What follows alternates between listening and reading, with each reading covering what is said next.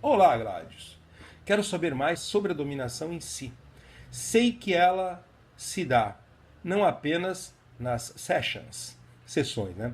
Até porque isso seria algo pontual como partner, e isso não me interessa muito, pois há o controle à distância como um conto bem interessante que você escreveu. Ele deve estar falando do post Proximidade, que tem ali uma sequência de dominação à distância. Vamos lá. Sei a respeito das tarefas que as escravas submissas executam para os dons, assim, como por exemplo plug e tal. Aí vem a curiosidade.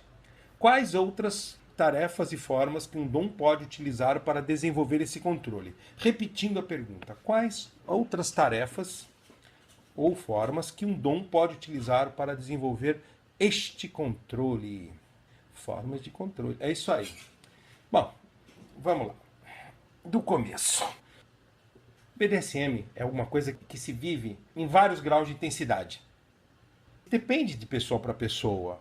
Esse grau de intensidade, essa imersão, isso pode ir desde levar o BDSM para a cama com o casal baunilha, ou uma relação só de um casal que só se relaciona em um determinado dia, durante determinado tempo, até passando por vários graus de intensidade e profundidade em que você chega no máximo, que é uma relação 24/7, onde uma parte se desumaniza completamente para a outra, negando a sua humanidade e vivendo de forma completamente subserviente para o seu dominante. Não tem uma fórmula mágica nessa questão de se exercer o poder dentro do BDSM. Não tem um manual, não tem uma cartilha. Porque as partes, quem domina e quem se submete, são variáveis nesse ponto da equação. Não é fixo o quanto e o que cada um gosta. BDSM, e é sempre, eu repito como mantra, é feito de hierarquia, verdade, sanidade, segurança e consensualidade, que é o SSC. Isso é o básico. Isso é o âmago. É o fundamento. Para uma relação ser BDSM tem que ter hierarquia. Vou repetir isso quase todas as respostas. Agora, a partir de certo ponto, como isso é absorvido e exercido, isso depende de cada um. Ok. As regras do reino são do dominante. Isso é um dos fundamentos. O jogo é do dominante, o tabuleiro é do dominante.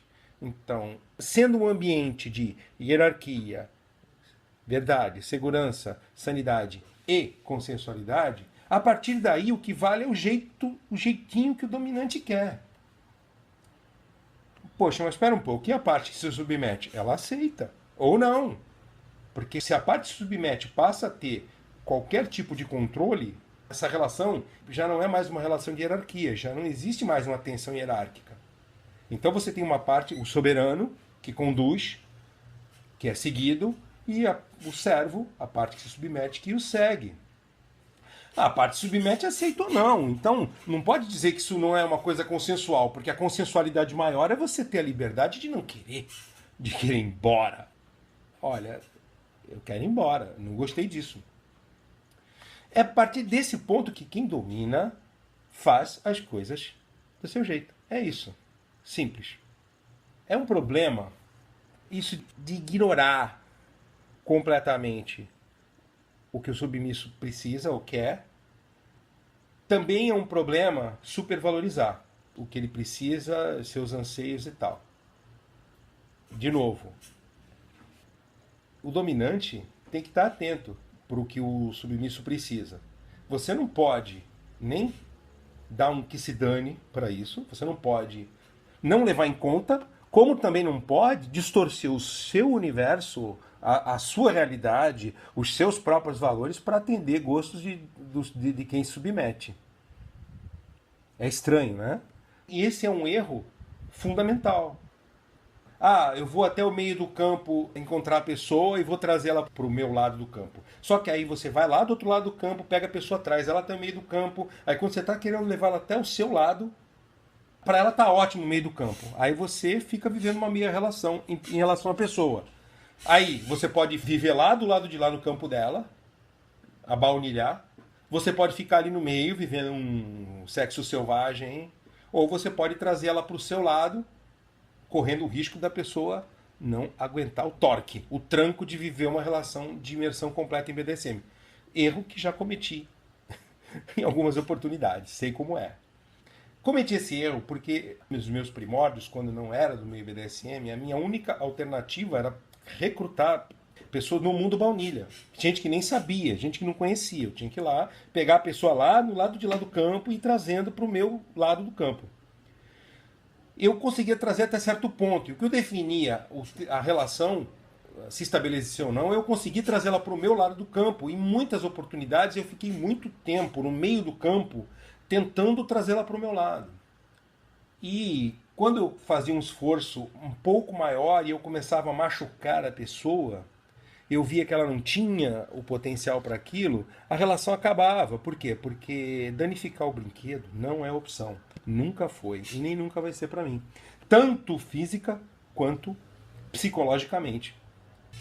Então, a sacada, a jogada é perceber exatamente o quanto é importante esse alinhamento.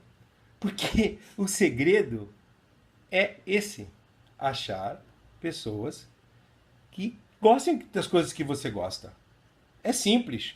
Não é só porque a pessoa é bonitinha, gostosinha ou mora do lado que você vai se dobrar ou ceder aos encantos. É só ter um pouco de paciência. Aliás, sempre digo, outra coisa que é repetida como um mantra é que isso de arrumar o parceiro, essa dificuldade ancestral, primordial, que começa desde a nossa mais tenridade e passa por todas as etapas da nossa vida, tanto com parcerias comerciais e amizades e relacionamentos amorosos e afetivos, isso permanece. E o ideal é entender que as pessoas ficam juntas porque tem alguma coisa em comum. Ninguém fica junto sem ter um porquê, ninguém cola um no outro, as pessoas se agregam porque tem coisas em comum, gostos em comum, afinidades. Bom, de cara, gente, na hora da negociação, que você já vê, é ali na hora que conheceu, que você tem que pegar o máximo que você puder das questões das expectativas e também de quanto poder a parte que se submete vai te dar. Obviamente, deixando bem claro as suas expectativas. É ali, naquele começo. E também é neste momento que se vê a importância da relação avulsa, do play partner, da avaliação. Porque é ali que começa, vocês se avaliam por um tempo. Porque muitas das expectativas a pessoa nem sabe que tem. Porque quando você começa uma relação com alguém, você vai apresentando coisas novas, você vai abrindo caixas de Pandora, umas dentro das outras. E às vezes a pessoa descobre partes de si, maneiras de sentir prazer que ela nem imaginava. E também outras tantas expectativas, principalmente quando ela viu 50 tons de cinza, vão por água abaixo quando ela percebe que as coisas não são daquele jeito.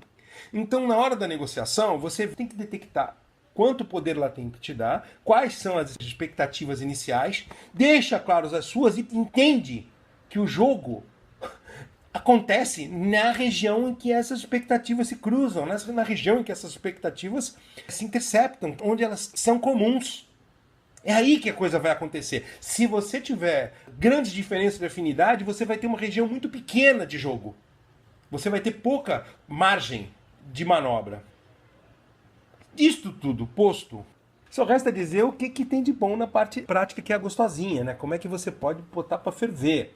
Esse negócio de fazer o controle à distância, veja, não é relação virtual. Controle à distância não é relação virtual. Relação virtual, BDSM, é aquele faz de conta que está acontecendo uma coisa que não está acontecendo, porque é virtual. Então eu tenho um dono virtual, é um dono DPN, dono de porra nenhuma, não tem dono, não tem. Não conheceu pessoalmente, não olhou nos olhos, não sentiu cheirinho, não sentiu o peso da mão, não rola. E mesmo depois que conheceu, também não rola de imediato. Se começou a chamar de dono, é tudo mentirinha. E até pode, acho bonitinho. Só que vamos entender que a palavra dono não deveria ser gasta, ser utilizada da mesma forma prostituta que a palavra amor. Vamos tentar, né, manter isso num nível. Então, esse controle que eu digo, nessa atitude de controlar a distância, é meio que se fazer presente. Dado que a importância, a necessidade de que a relação já existe, é completa, concreta, consistente, é real, aí estão distantes. A minha submissa agora ela fica em São Paulo, só vejo ela a cada 15 dias. Ou, não, eu sou ultra controlador e eu vejo ela toda noite, mas eu quero controlar durante o dia. Você pode escolher a roupa dela. Você pode escolher a roupa que ela vai usar, que ela não vai usar, peças íntimas. Olha, hoje você vai sem calcinha e sutiã. Você pode controlar na questão de uso de acessórios. Olha, isso é ótimo. Ela está trabalhando e entre 2 e 4 da tarde você deu ordem para ela colocar um plug. Anal ou vaginal ou ambos. Você pode mandar colocar, desde que não atrapalhe a rotina. Vamos entender que não é bom. A parte da sanidade tem a ver com o BDSM não atrapalhando outras questões da vida, como família, estudo, questão de educação, família, saúde e profissional. Então você pode fazer a pessoa usar esses brinquedos em determinados momentos em que isso não venha a atrapalhar a sua vida, a sua rotina profissional ou escolar ou familiar, dependendo de onde ela esteja. Também é interessante, como dica, relatórios. Olha, você está ocupada? Não, tá. Então você vai até o banheiro e eu quero que você me dê 2 orgasmos em sequência. Depois você passa 2 horas de grampo, 1 hora de plug, etc. Coisas do gênero. Aí você pode fazer ela te mandar um relatório disso depois. O relatório é interessante pela questão de você obrigar a pessoa a revisitar aquela cena. Ela tem que lembrar aqueles sentimentos, aquelas sensações que ela teve. É interessante. Enfim, esse limite do que, do como e do quando tudo isso é feito é bem aí, nessa região do alinhamento das afinidades. Gente, a busca de parceiros compatíveis é a prioridade sempre. Quanto mais a pessoa com quem nós pretendemos nos relacionar for compatível com as nossas expectativas de forma oposta, complementar, lembrando que o jogo acontece nessa região de alinhamento de afinidade. Quanto mais essa pessoa escolhida tiver afinidades conosco, maiores são as chances dessa relação ser duradoura e prazerosa. Ok? Ufa, essa foi braba, porque essa foi tensa. Essa foi para você, meu amigo. Um abraço, boa sorte nessa sua vida nova de dominante. É um caso de casal que ela se descobriu submissa, apresentou para ele, uma belíssima caixa de Pandora foi aberta e ele agora amou isso tudo e estão vivendo isso de forma fantástica. Nesse meio faltam dominadores de verdade, meu amigo. Espero que você vá a fundo nisso. Não é fácil. Faltam dominadores de verdade porque o caminho é difícil. Não é fácil. Se fosse fácil, estava cheio. O que tem mais por aí são uns greys aí. Maria Grey sem dinheiro. Que é cara que está aí ou pelo sexo fácil, para perseguir e tal.